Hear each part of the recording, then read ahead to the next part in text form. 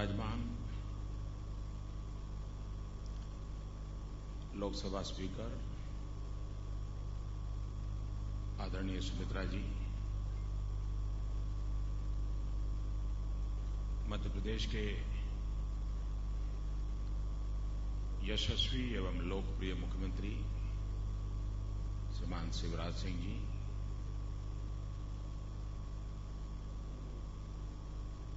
राज्य और केंद्र के मंत्रिपरिषद के सभी महानुभाव, उद्योग जगत के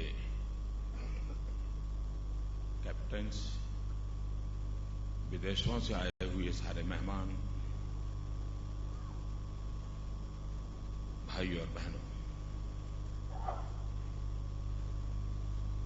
ये ऐसा कार्यक्रम है कि जिसमें मुझे पूरा समय रुकना चाहिए। 2 दिन हो तो 2 दिन रुकना चाहिए।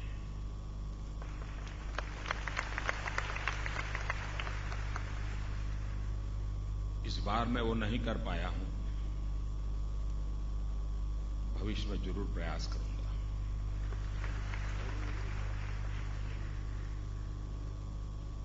क्योंकि मैं भली भांति जानता हूं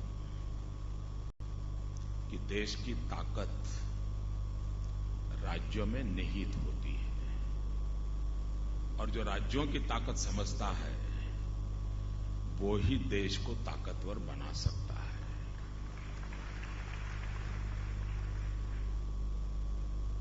भारत को अगर आगे बढ़ाना है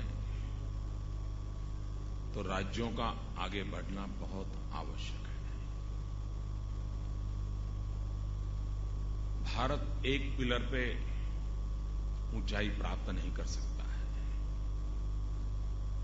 हर मजबूत राज्य के पिलर्स अल्टीमेटली पूरे देश को ऊपर ले जाते हैं, और इसलिए केंद्र सरकार का ये दायित्व बनता है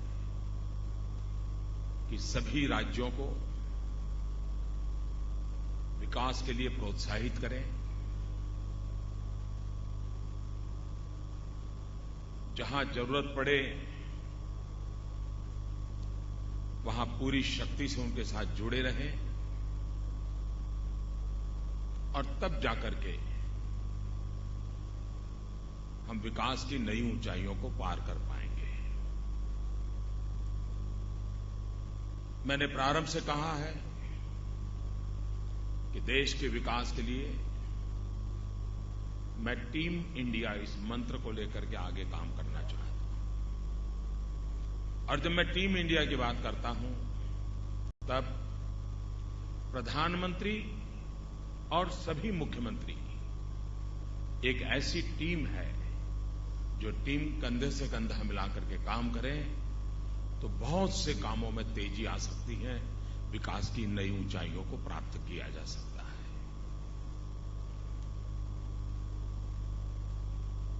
मुझे मुख्यमंत्री के नाते काफी अनुभव रहा है, और इसलिए केंद्र और राज्य के परस्पर सहयोग के रिश्ते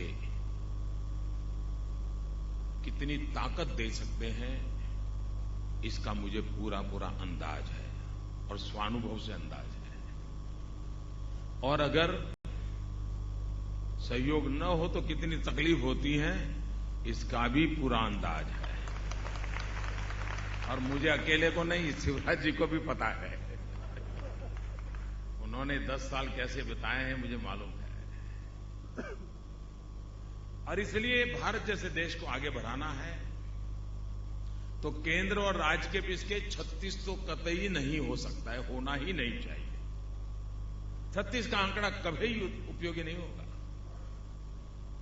केंद्र और राज्य प्रतिस्पर्धी नहीं है। केंद्र और राज्य दुश्मनी भी नहीं करते।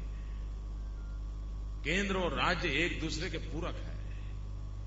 और ये मैसेज हिंदुस्तान में काम करना जो चाहते हैं उन सबको होना चाहिए कि आप किसी भी राज्य में जाइए, वो राज्य अगर आपके साथ खड़ा है तो आप लिख के रखिए केंद्र आपके साथ खड़ा है, कोई चिंता करने की जरूरत नहीं है।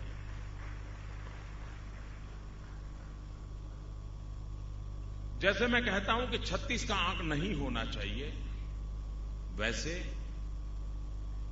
सिर्फ पास होने से भी बात बनती नहीं है कि केंद्र और राज्य पास खड़े हैं।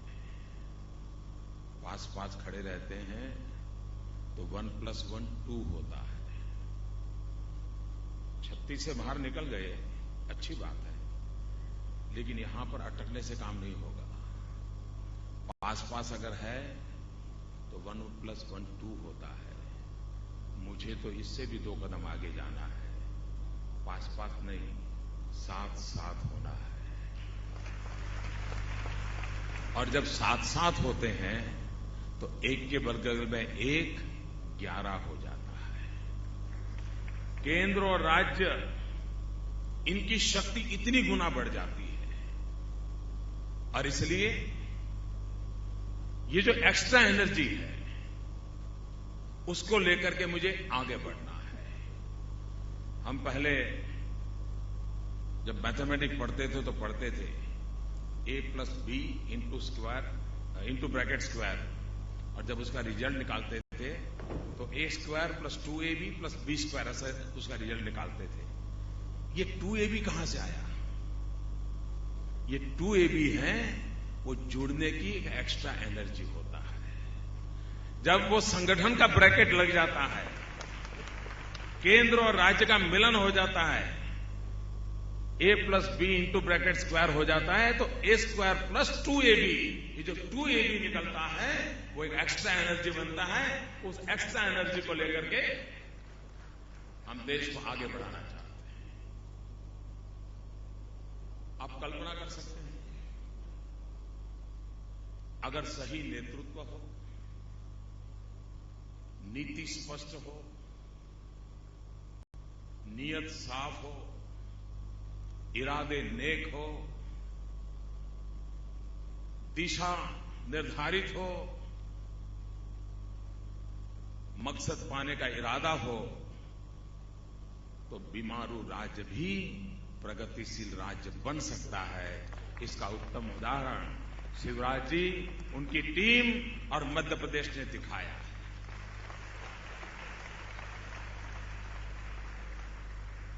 पूरे विश्व को पता होना चाहिए कि जो राज्य 2% से भी कम ग्रोथ रेट से गुजरता था, वो 10 साल 9% के ग्रोथ रेट पर पहुंच गया। विश्व ये भाषा समझता है और विश्व को हमें समझाना चाहिए, और भारत सरकार ने भी मध्य प्रदेश का ढोल पीटना चाहिए।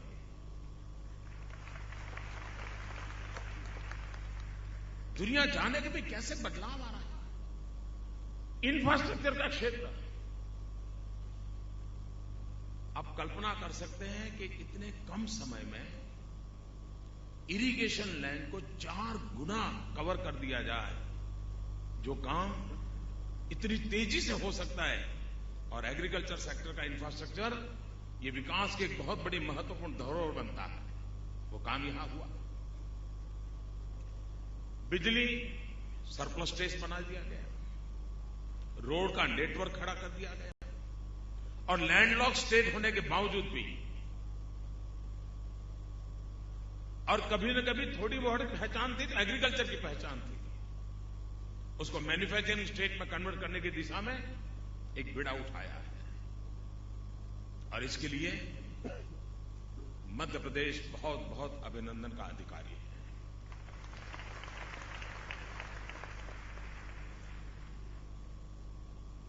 भारत के सामने एक प्रमुख लक्ष्य है, और वो प्रमुख लक्ष्य है रोजगार उपलब्ध कराना। हमारी पहली प्राथमिकता विकास में यह है कि हम सर्वाधिक रोजगार कैसे उपलब्ध करा सकें। यह देश नौजवानों का देश है। उनके हाथ में अगर रोजगार के अवसर होंगे तो केंद्र और राज्य मिलकर के जितनी ताकत से आगे बढ़ते हैं, अगर इन नौजवान की भुजाएं हाथ लग जाएं तो शायद ऊंचाइयों को पार करने में हमें देर नहीं लग जाएगी। ये मेरा विश्वास है। और इसलिए हम,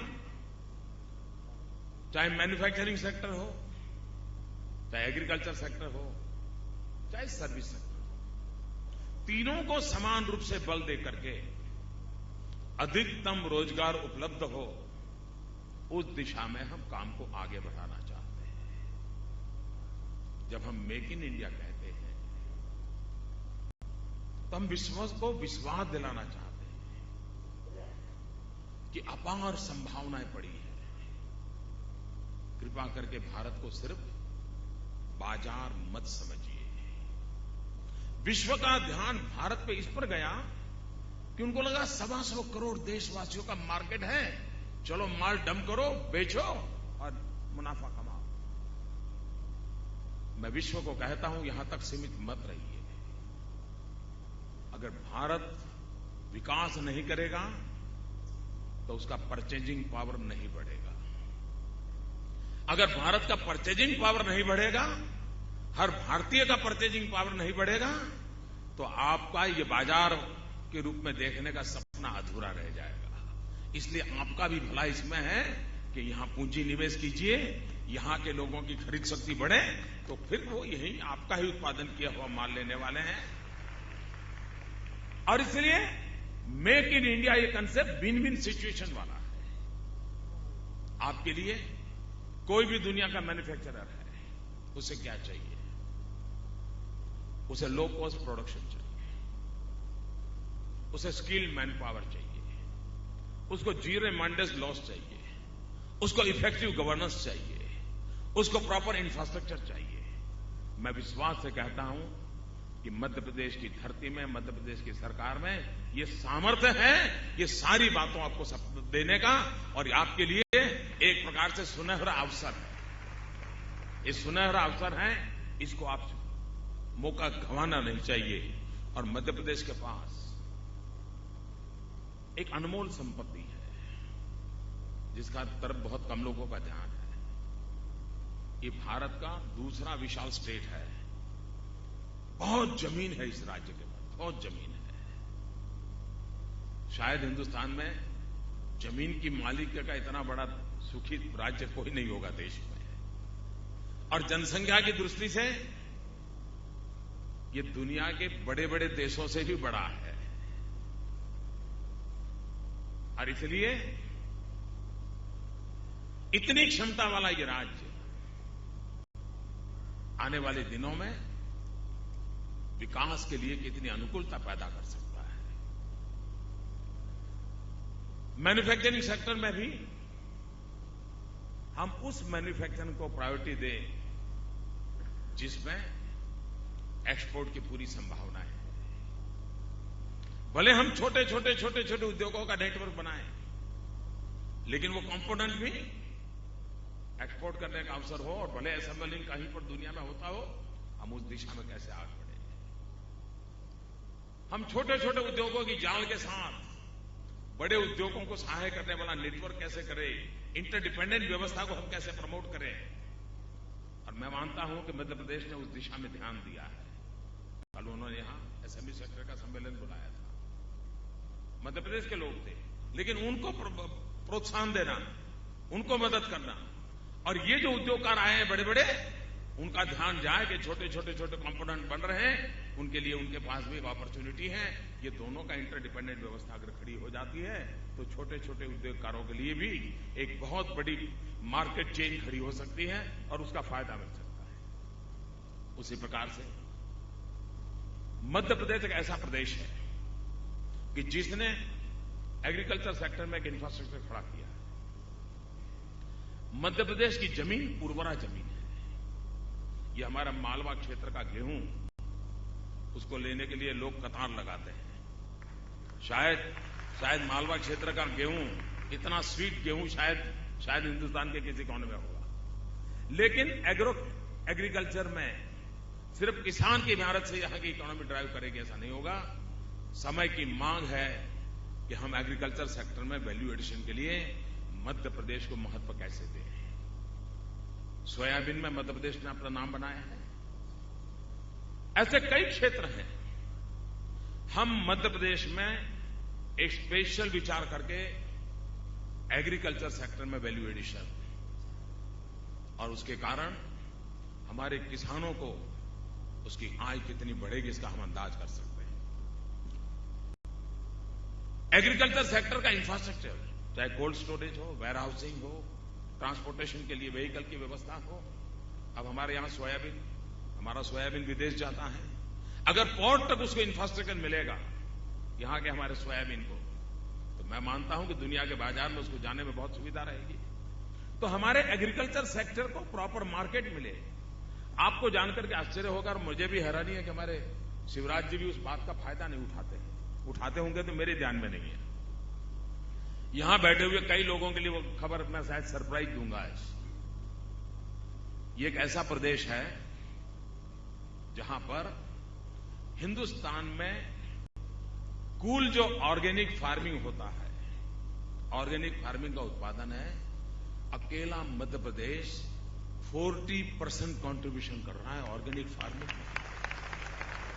ये किसी का ध्यान नहीं है इस बात पे। ऑर्गेनिक एग्रो प्रोडक्ट का आज वर्ल्ड मार्केट है, ग्लोबल मार्केट पड़ा हुआ है।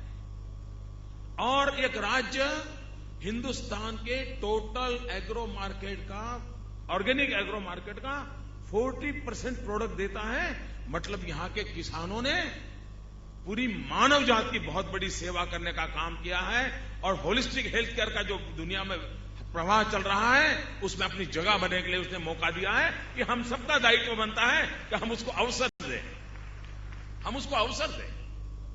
यानी एग्रीकल्चर सेक्टर के साथ मध्य प्रदेश और भारत के अंदर जैसे ग्लोबल मार्केट के लिए समुद्री तट का स्पेशल बेनिफिट होता है, उसी प्रकार से भारत जैसे मार्केट के लिए मध्य प्रदेश का ऐसा लोकेशन एडवांटेज है कि अगर हम एग्रो प्रोडक्ट में वैल्यू एडिशन करते हैं पूरे हिंदुस्तान में चारों दिशा में बहुत बड़ा इजी रीच आउट करने का आपके लिए एक अपॉर्चुनिटी है। और मैं चाहता हूं इन्वेस्टर्स को इस दिशा में काम करें। कोई सरकार तेज गति से जब चलती है तो कितना उत्तम परिणाम दे सकती है। मोदी ने मेक इन इंडिया की बात अभी कही, बजट के अंदर केंद्र सरकार ने डिफेंस के लिए बात कही। लोगों को लगता है ठीक है मोदी ने कह दिया, बजट में बोल दिया, लेकिन बात आगे कैसे बढ़ती है। मध्य प्रदेश देश का पहला राज्य बना जिसने डिफेंस मैन्युफैक्चरिंग की पॉलिसी बना दी और जैसा ही भारत सरकार ने योजना बनाई उसको तुरंत अपने लिए काम में लगा देने के लिए उन्होंने इनिशिएटिव लिया। ये जो है विकास के लिए यही तौर तरीके हैं जो अल्टीमेटली काम करते हैं। उन्होंने तुरंत अपने राज्य के रिसोर्सेज, अपने राज्य के कानून, अपने राज्य की स्थिति और डिफेंस मैन्युफैक्चरिंग सेक्टर के लिए परंपरागत रूप से जबलपुर और ग्वालियर उसने अपनी एक जगह थी, ठीक कालक्रम में सब नष्ट हो गया या तो हालत बड़ी खस्ता हो गई, लेकिन वहां पर नेचुरल टेंडेंसी पड़ी हुई है जबलपुर और ग्वालियर में। जबलपुर ग्वालियर की जो नेचुरल टेंडेंसी है और शिवराज सिंह की सरकार ने जो डिफेंस पॉलिसी लाए हैं, डिफेंस मैन्युफैक्चरिंग सेक्टर के लिए पॉलिसी लाए और भारत सरकार का जो इनिशिएटिव है, मैं मानता हूं भारत को डिफेंस के सेक्टर में सेल्फ सफिशिएंट बनाने की दिशा में एक महत्वपूर्ण कदम मध्य प्रदेश ने उठाया है। मैं सभी क्षेत्र के इन्वेस्टर्स को कहता हूं कि देश की बहुत बड़ी सेवा का क्षेत्र खुल रहा है और ये वो मैन्युफैक्चरिंग है जो भारत के इंपोर्ट को कम करेगा। आज हम हर छोटी चीज विदेशों से लाते हैं।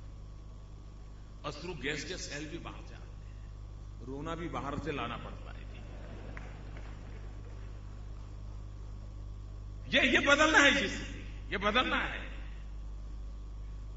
और हमें कौन क्यों रुलाए? रोना होगा तो हम खुद रो लेंगे।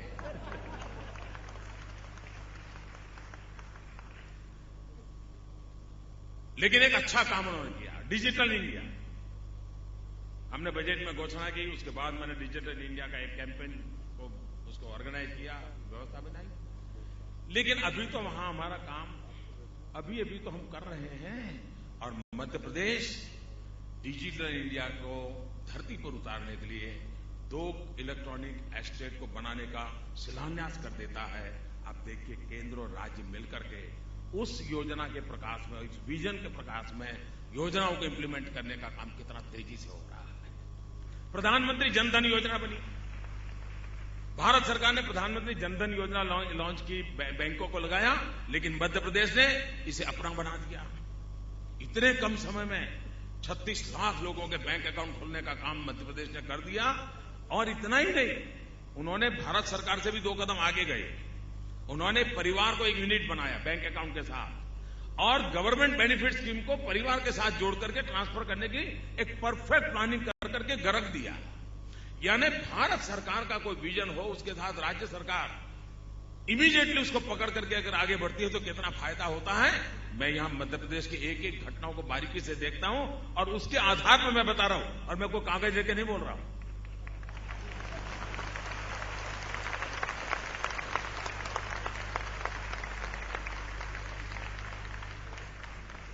और चुनाव जीतने के बाद मैं मध्य प्रदेश पहली बार आया हूं। जानकारियों के लिए खुद जाना नहीं पड़ता है, जानकारियां रखना एक जिम्मेवारी होती है।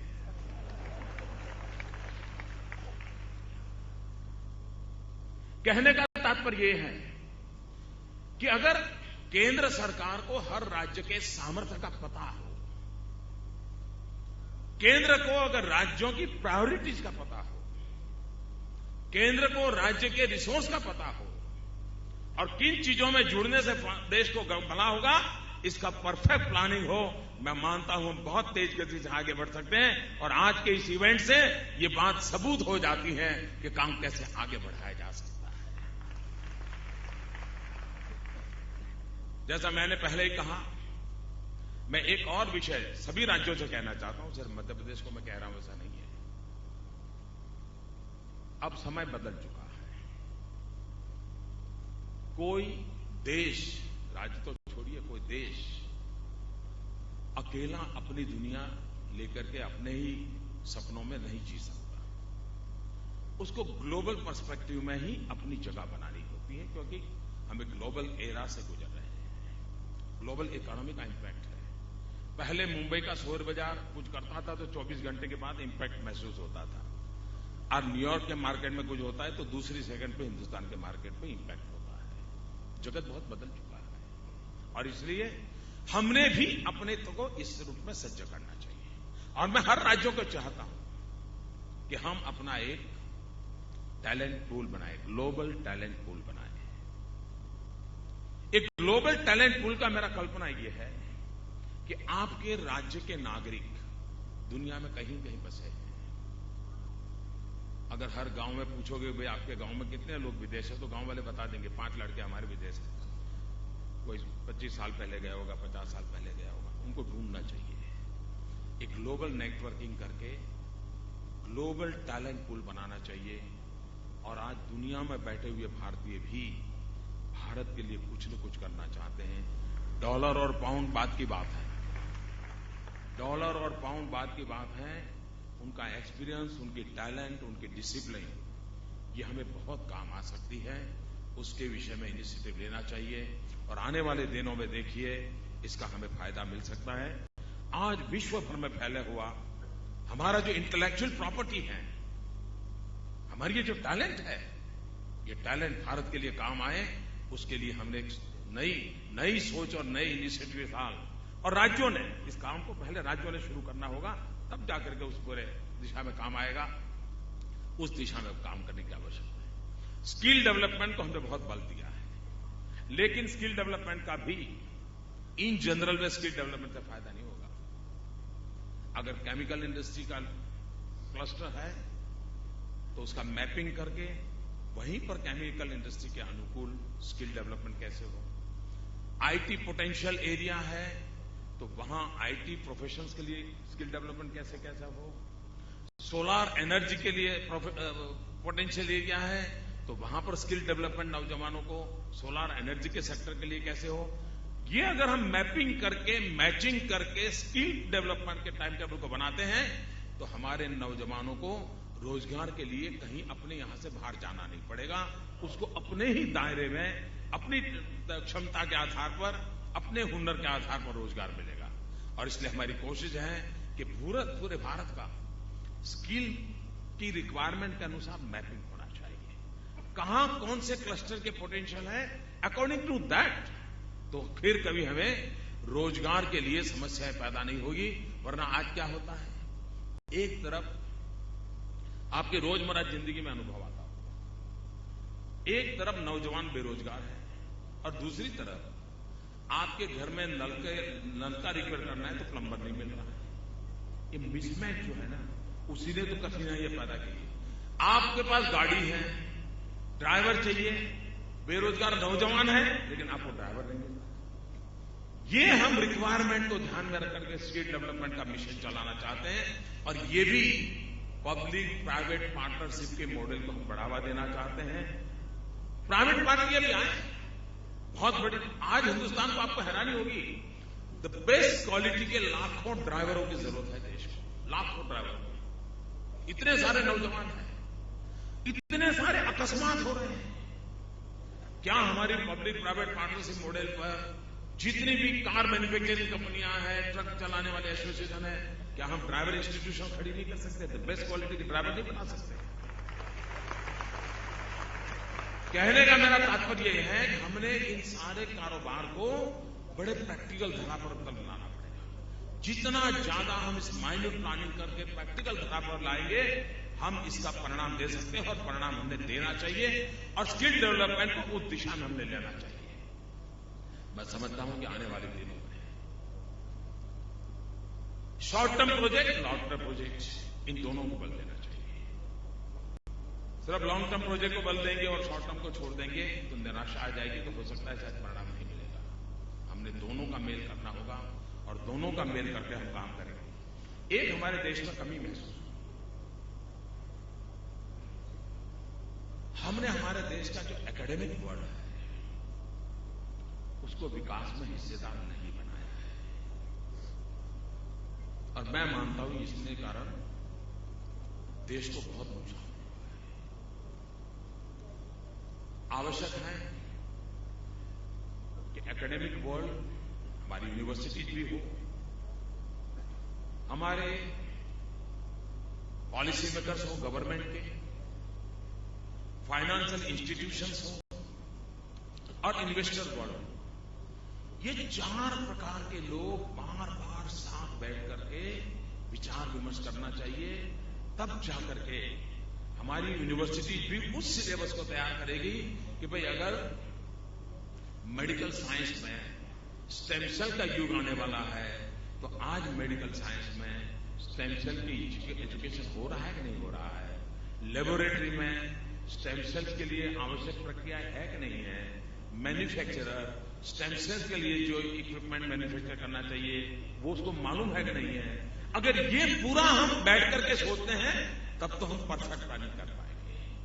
लेकिन हमने फाइनेंस वाले फाइनेंस की जगह पे काम करते हैं, इन्वेस्टर सरकार के दरवाजे पर दस्तक देता घूमता फिरता है, राज्य में बैठा है वो चिल्लाता रहता है आओ आओ इन्वेस्ट करो, और एकेडमिक वाला आर्टिकल लिख करके कपड़े उतारता रहता है। और इसी के कारण जबकि हर एक की अपनी शक्ति है, इन शक्ति का उपयोग करना बड़ा महत्वपूर्ण है। और मैं चाहता हूं कि आगे वाले दिनों में, और ये जितना एरिया स्पेसिफिक होगा उतना ज्यादा फायदा होगा।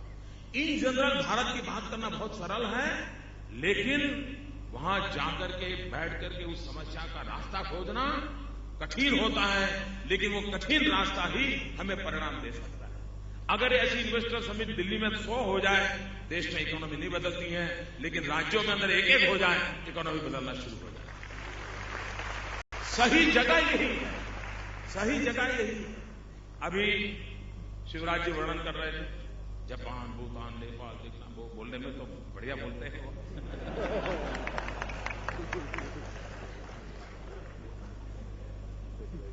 देखिए इन दिनों विदेश में जो गया, जिन जिन देशों ने भारत में पूंजी निवेश की बात कही है, एक प्रकार से मैं कहता हूं $100 बिलियन ने वीजा के लिए अप्लाई कर दिया है।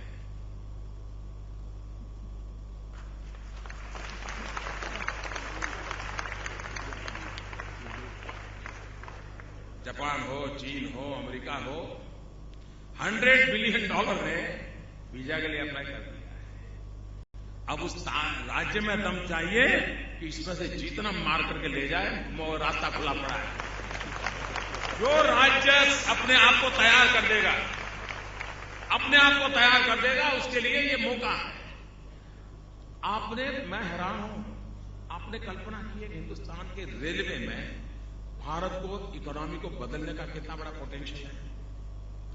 जो रेलवे हिंदुस्तान की आर्थिक तंदुरुस्ती को बदल सकता है, हमने 50 साल उस रेलवे की तंदुरुस्ती के पीछे खपा दिए। रेलवे हिंदुस्तान की इकोनॉमिकल हेल्थ को बदल सकता है, इतनी ताकत पड़ी है। लेकिन हम दिन रात यही सोचते रहे, बजट में से कुछ मनी पंप करो यार, रेलवे बचाओ, रेलवे बचाओ। भाइयों बहनों, मैं विश्वास से कहता हूं, 1 दशक के अंदर हिंदुस्तान में रेलवे में इतना इन्वेस्टमेंट, 100% एफडीआई की हमने बात कही है, बहुत बड़ा निर्णय किया है।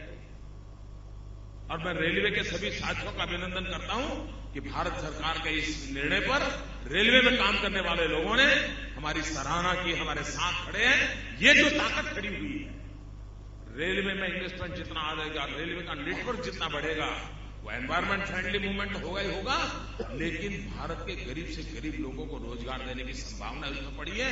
और रेलवे सिर्फ यातायात नहीं, रेलवे अर्थ गति को बढ़ाने वाली, एक गतिशीलता देने वाली ताकत रखता है।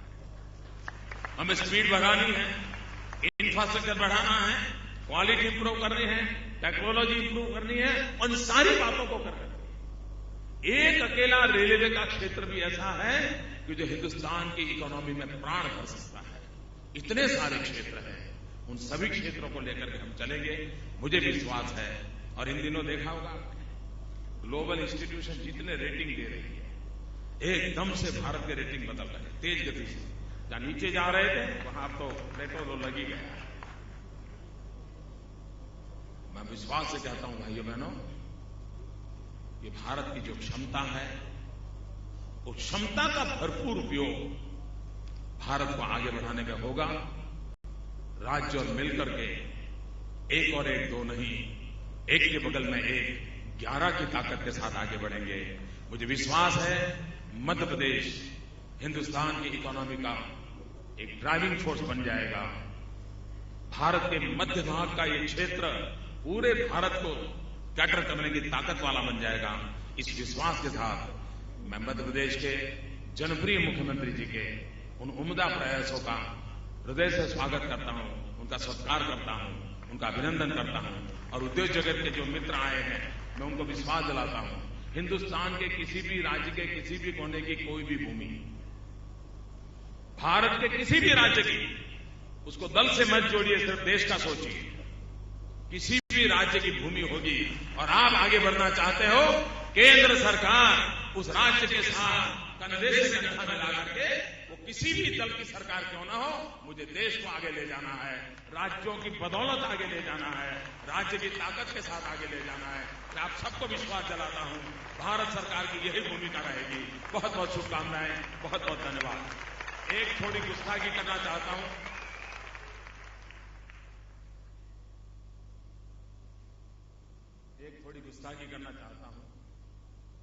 एक तो मैं क्षमा मांगता हूं, मैं बीच में से जा रहा हूं। दूसरा, मैं शिवराज जी को बहुत सालों से जानता हूं, उनके स्वभाव को भी जानता हूं, और प्रोटोकॉल कहता है कि वो मुझे एयरपोर्ट पर छोड़ने के लिए आए हैं, लेकिन देश की भलाई का एजेंडा कहता है कि वो यहां रुके। और इसलिए मैं सार्वजनिक रूप से उनसे आग्रह करता हूं कि वो एयरपोर्ट पर न जाएं। प्रधानमंत्री वापस नहीं आएंगे, आप चिंता मत कीजिए, आप यही रुकिए और इस समारोह को आगे बढ़ाइए। कृपा करके हम बताइए। बहुत बहुत धन्यवाद।